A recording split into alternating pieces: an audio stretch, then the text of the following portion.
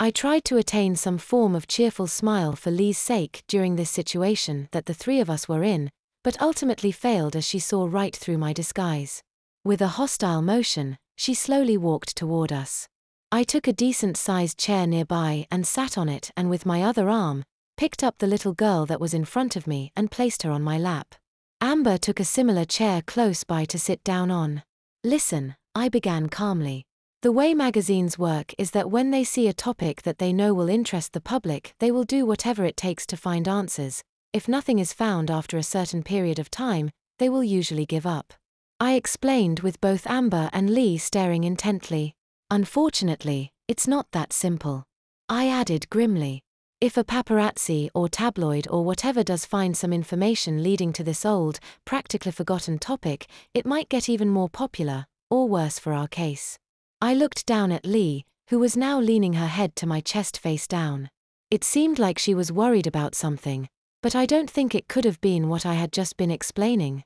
Could it? Did she really understand everything I was saying?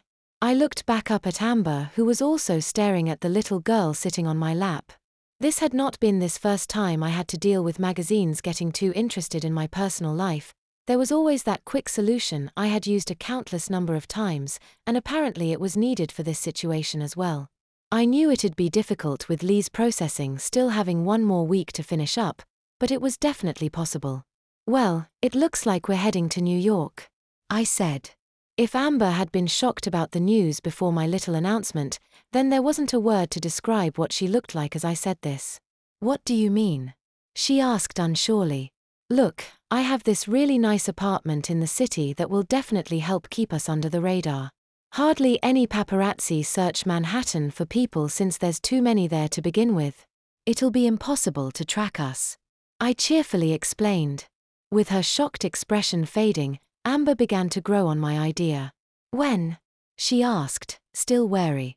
"How about the day after Lee finally gets to leave the orphanage? It'll give us time to pack and stuff," I suggested. Our smiles gradually appeared as the plan began to shape in our minds. I saw uncertainty still lingering in Amber's face and asked if something was wrong. "It's just I've always wanted to go to New York someday. But not like this," she replied sadly. "The plan sounds pretty solid, but I also don't know what I'm going to do about work here." "I guess you're right. There aren't enough people here to cover for you if you're away?" I asked back. "I would assume so, but it's not like I'm taking a sick day." "How long do you think it would take for this problem to die down?" "That I don't know. Usually it'd take about a month or so before the public takes an interest in another scandal or whatever. I hope it can work out even sooner though," I explained. "I have an idea." Amber spoke up. "There's a friend that I know that might just be able to cover for me while I'm away," she continued. "She had originally signed up to work here but didn't get the job. I just hope she's still available." Pulling out her cell phone and quickly dialing a sequence of numbers, Amber waited for a response from her call. The loud ringing sounded off only once and the other line picked up immediately. "Oh my God, Amber, was that you on Hollywood Unveiled with Marshall freaking Soel?" "Oh my God." Ashley, a close friend of Amber's, exclaimed through the speakerphone.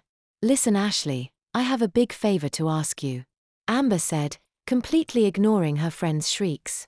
Apparently the tone of in the caretaker's voice settled her friend down. "Is something wrong?" she asked worriedly. "Well, because of this whole problem with being on the news, I think it might be safer to keep myself on the down low for a little bit, you know? That's why I'm calling you. Remember that orphanage you applied to a while back?" Amber asked hopefully. "You mean the one that never called me back and gave you the job I was applying for?" Ashley replied bluntly. Yeah, I kind of need someone to cover for me while I'm away, Ash. I know how good you are with kids, and I wouldn't entrust anyone else to this job. I don't know. You'll be getting double my pay. Please, I really need your help," Amber pleaded.